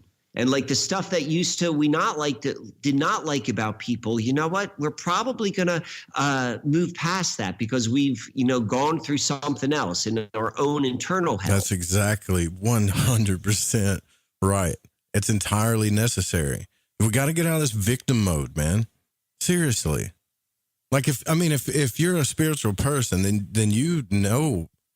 I hate to even say this because I don't know it for a fact, but you came here to go through this. You picked this place, all the things that happened to you, the people in your life, all that stuff. And now I don't know if that's a fact, but it sure does feel that way.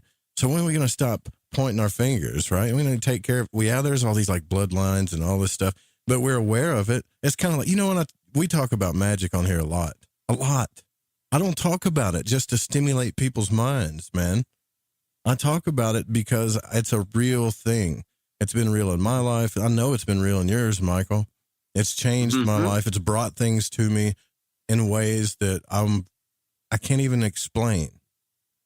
And I am trying to get everybody to see that I'm not saying everybody should just go out and practice ritual magic or any type of magic, but try to understand the fundamentals of how this stuff is working, at least get to know it.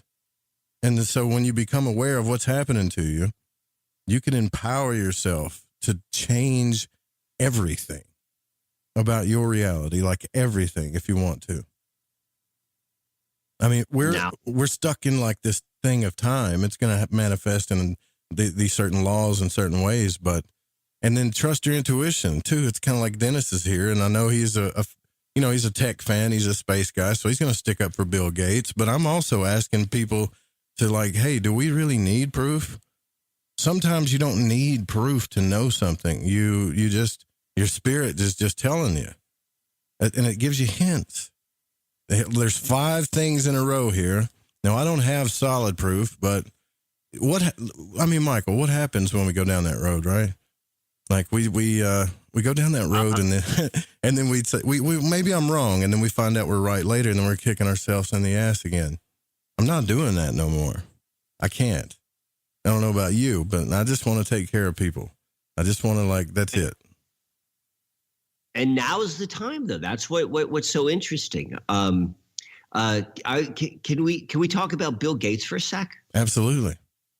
So this is kind of weird. And before I go there, I want to comment on the magic. So the word magic in itself is magic because at least the conclusion I've reached based upon what I've observed in my own life is that what we call the magic in the most general sense is that's just a description of the way our reality works. Like there's nothing magical to it, but by naming it and making it like in all the stuff around it, like it seems like it's something more than what it is. It's like, this is how it works.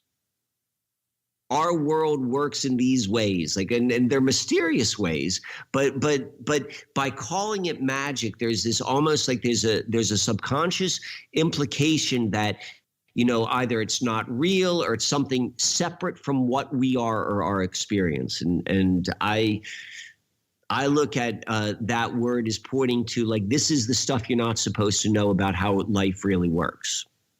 Yeah, the mystery, pretty much. Yeah. And the people who control the dream, they know this, and they're utilizing their knowledge of the nature of the reality which we're living in to create the dream.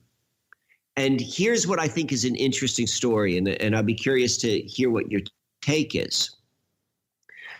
So Bill Gates, he's probably right now, he stepped down from his role in Microsoft, I think like a week before the national shutdown. He's putting all of his time and his energy, and he's really making his purpose his foundation.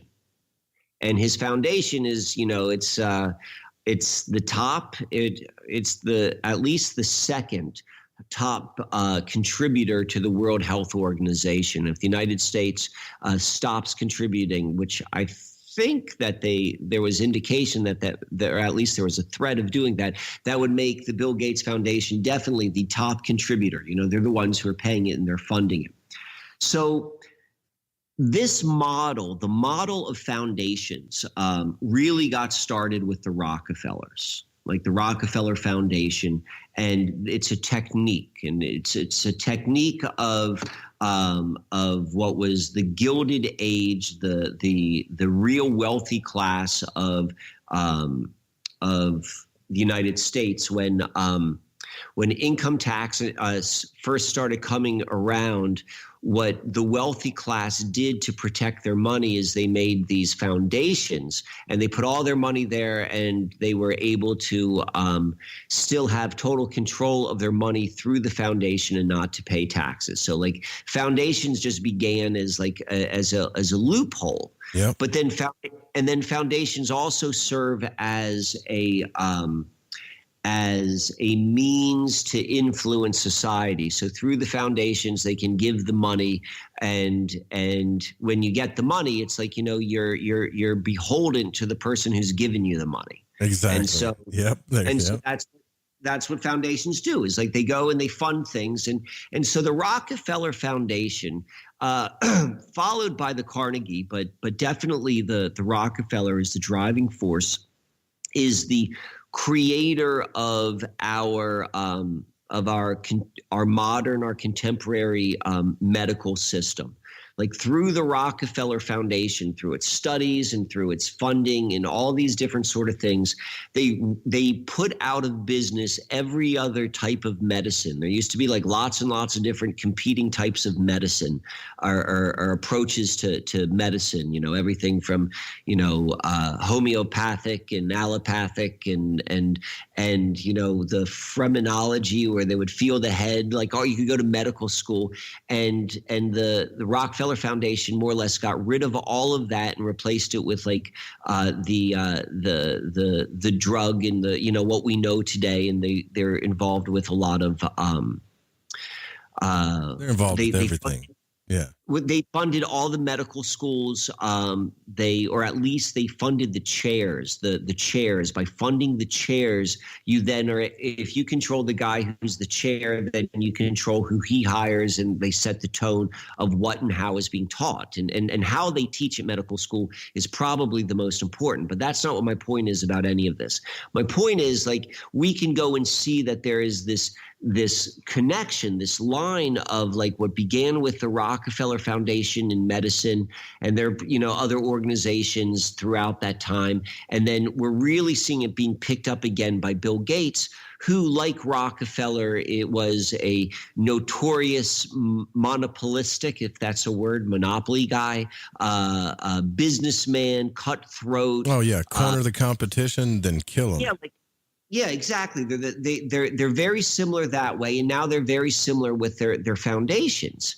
But if you go and you look into Rockefeller's history, the guy who was so Rockefeller was doing whatever he was doing, and he had to have like a right-hand man to set up the foundation, just like the legal way to go about doing and like what it's all going to be about.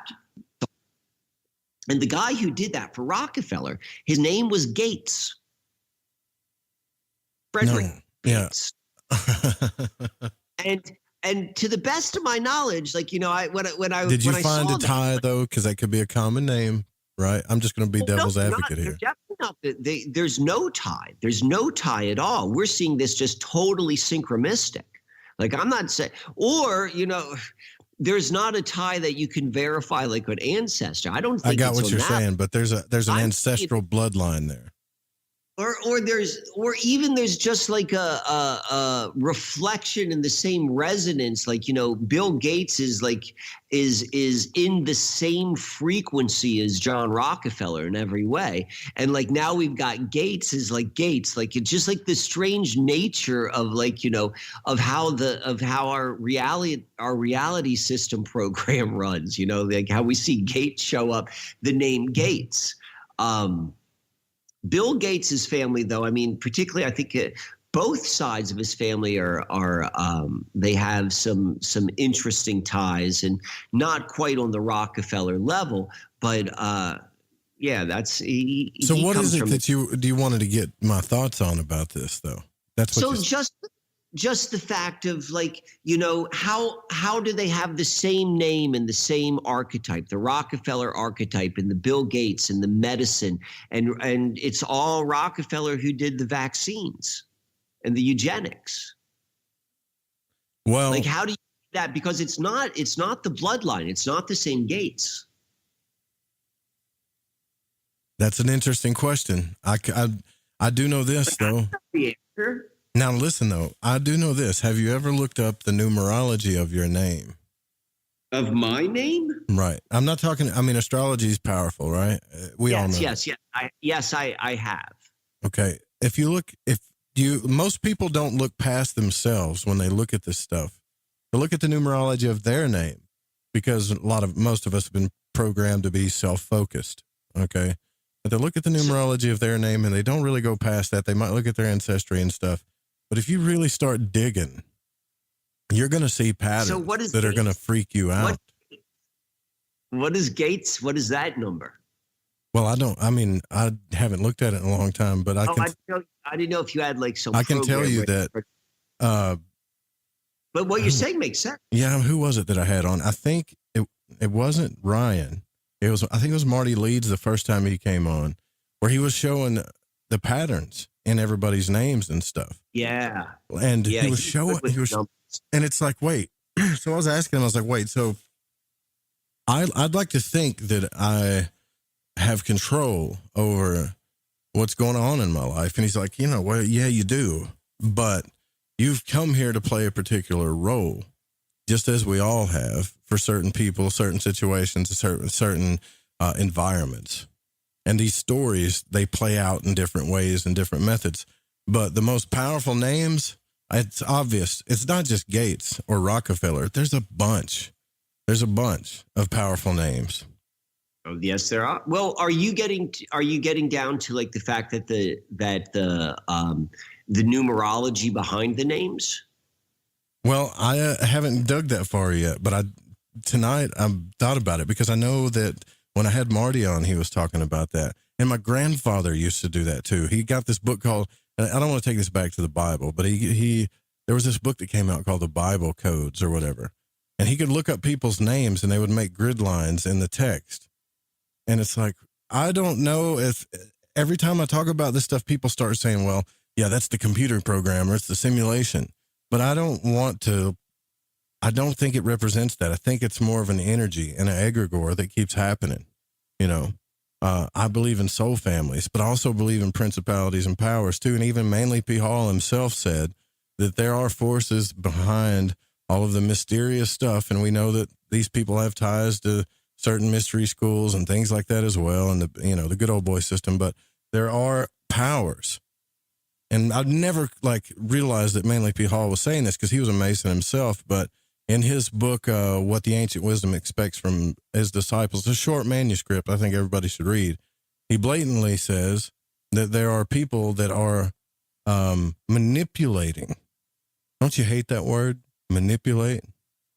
There are people manipulating the destiny of man and these mystery schools today. And he didn't say it as a bad thing. It's this idea of these people have this idea that humans, you and I, cannot think for ourselves or act appropriately and cannot take care of ourselves. So they must create a world system that governs everything. And they think it's good, kind of like Egypt did. But we are not those kind of people anymore. We are not a conquer and rule type of people. And so the smart people figured it out, like Bill Gates and all these other people. And they said, well, we're not going to conquer them this way anymore, but we can play with our heads. We can just do everything in our power to make sure that they're 100% self-focused. And then, like you were saying earlier in the show, make them feel and act completely crazy and then tell them it's normal. Right? That's what's going on. And KR, you know the rapper, you familiar with the rapper KRS-One? Certainly. He's one of my heroes, man. And he said it best. He said, you know, when we say the word Illuminati, we're giving these people power, and we think like there's some dark magician in a dark tower with runes tattooed all over him somewhere. But the truth is this planet is run by nerds that are super smart, that know how to just manipulate the system. And they only, they're so inundated with, I would say, left brain mentality that they're only about results and power. Almost like they just completely do not have that other side of their soul, the soul that makes you feel, that makes you love, nurture, and take care, and look at paintings and smell a flower. That stuff is gone. It's not there. It's all about the numbers and results with them. And that power, or whatever the hell that energy is, I think David Icke calls it reptilian or whatever. You can call it what you want, but it's definitely in control of what's going on right now. It's certainly pulling the strings of that level of our reality, of like the technology level and the finance level. But I still think, like, you know, it makes sense to me from that. Yeah, there are forces behind these guys. Yeah. And so it's you know, I don't think anyone who we see, if we see them on TV, like, you know, they're at that level. They're at the level, because if you're at if you're their boss, you're like, I don't want to be on TV. I'm not going to be on TV. It's like, do you know who the head of the Jesuits is? Right now, no, I do not, because after talking to Leo Zagami, I'm not sure that we do know, but you're talking about publicly, right? I have no idea, to be honest. Exactly. Like just like the idea of, like, you know, the head of the Jesuits is who, like, the outer pope, he gives his confession to. Isn't that something? And so, but the point being, like, you know, the guy in the real power is the one who you don't see.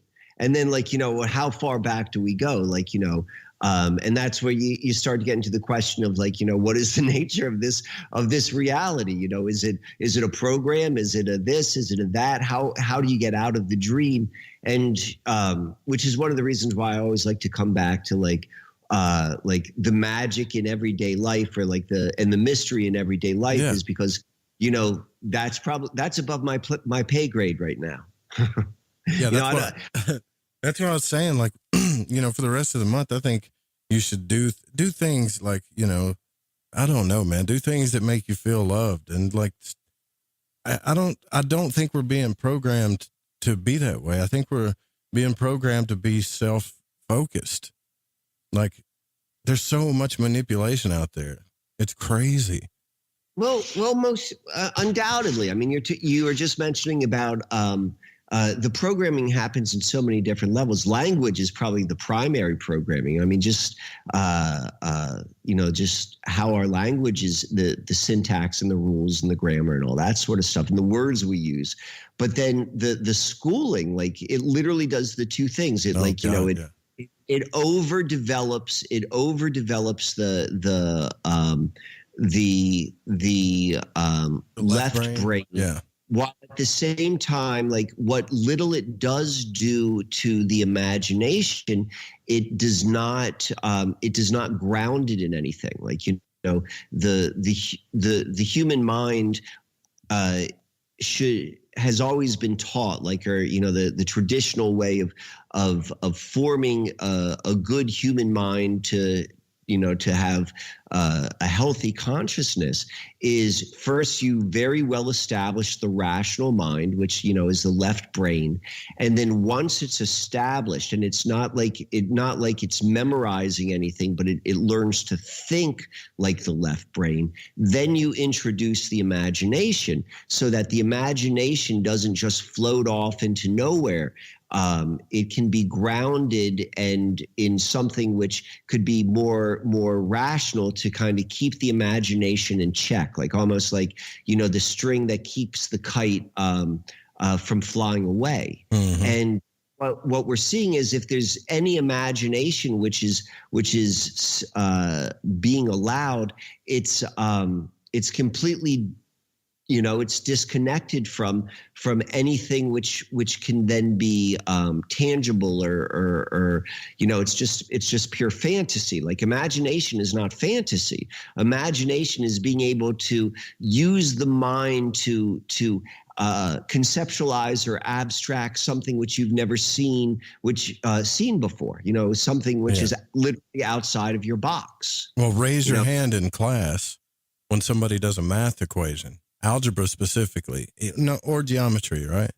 And they give you the formula. They say, well, this is a congruent angle, and these are symmetrical, and this is how it is. Here's your worksheet. And just identify these: repetition, focus, and repetition. But if a kid raises his hand and he asks, well, why do you call it congruent? And you know what? I saw that on a rock or something in nature, and he starts contemplating why it's that way. They don't like it. You're distracting. You're getting away from what we're trying to teach you here. And see, this is what happened to me in school. As soon as I learned their way of doing things, I'd get completely bored. And, well, why do you want me to take a test? Why do you want me to keep repeating it? Well, I want to go figure out why I'm seeing this stuff and why I'm seeing the Fibonacci sequence and everything. Will somebody talk to me about that in school? Anybody? Well, yeah, that's Philosophy 101. That's down the hall. No. Like, Philosophy 101 doesn't exist. Philosophy is over. Do you remember the age, if you think about the age of philosophers, how they influenced everyone? If it wasn't for them, we wouldn't be, you and I wouldn't even be having this discussion. I think we would be completely lost. But we don't have that anymore. There's still like philosophy in college and stuff, but we don't have movers and shakers anymore. And then when we do, people try to segregate them and label them, put them in it. Well, he's a rightist or a leftist, or he's a patriarch, or he's this, and that. And it's like, we just can't listen to people express themselves anymore. I don't like the school system at all. You picked on like a sore subject with me, man. I'm realizing some things with my own son that he's going through. He's not an ignorant child. He's very smart, but he gets bored quick, and they don't care. You know what I mean? And it's just, I mean, there's nothing to like about the school system. Like, he wants to evolve. He's playing with his consciousness. Let him ask the questions, but that's not it. Sit in your desk and shut up.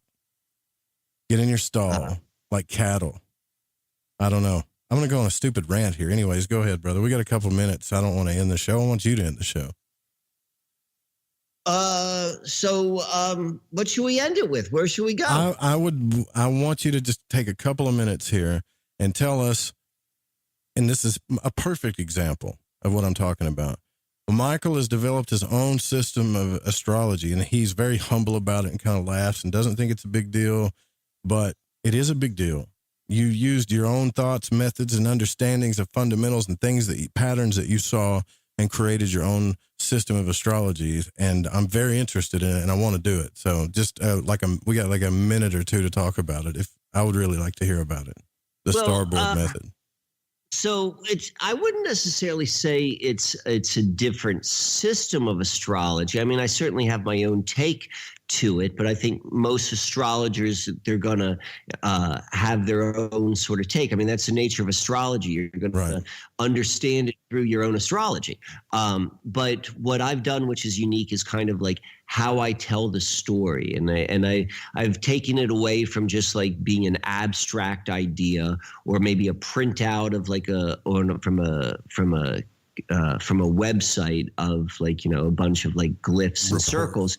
And I've kind of like made it into like, you know, a work of art. Like it's like 2 discs. It's a representation of the zodiac, and I have stones which are of the planets. And not only does this act as a really, really nice way and beautiful way of seeing like, okay, this is what the astrology is. Okay, now I get it because Venus is there and this is where the planets are. Now I get the whole thing.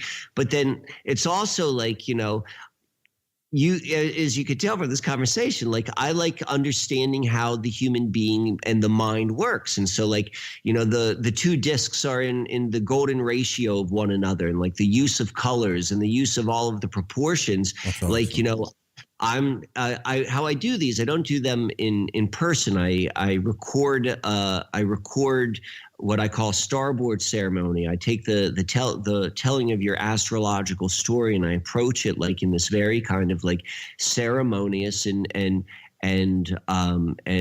sacred sort of thing. You know, it's your connection with the known macrocosm. Like anything bigger than the planets is, you know, I'm not saying it's not true, but it's not real, but it's an abstract. It's just in your mind's eye, because anything bigger than or further away, I'm assuming it's further away than the planets, like, you know, you can't see with your senses.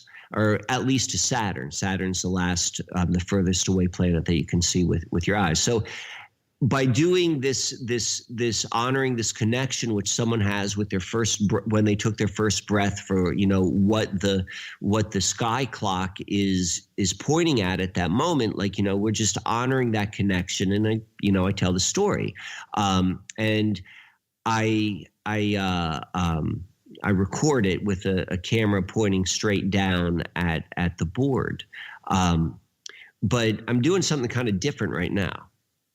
How much time do we have left? Do I got 2 minutes? Yeah, well, yeah, we got actually 30 seconds, so go for it. We got 30 seconds. Well, how about this? If it's I'm doing something different right now called the Starboard Light. And if you're curious, you can find out more about that on my website at Susquehanna Alchemy. But I might tell you once we're off the line, Joe, because you're curious. Well, I'll record it for the Patreons too. So everybody that donates to the show for like $5 is going to get it.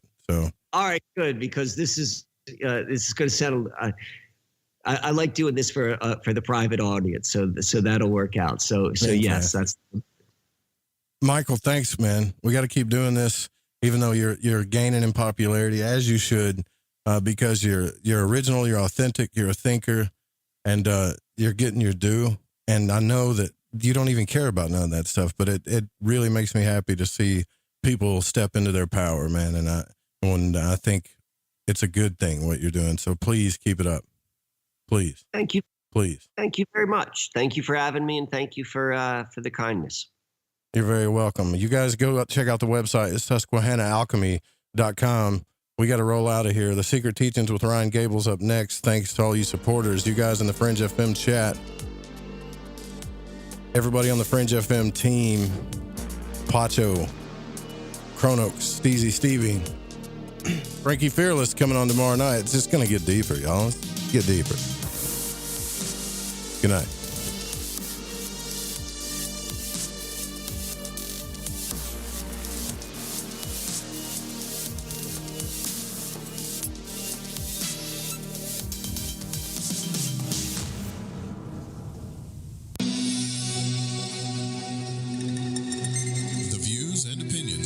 On this program do not necessarily reflect those of the Fringe FM, KTLK Digital Broadcasting, its sponsors, affiliates, or staff.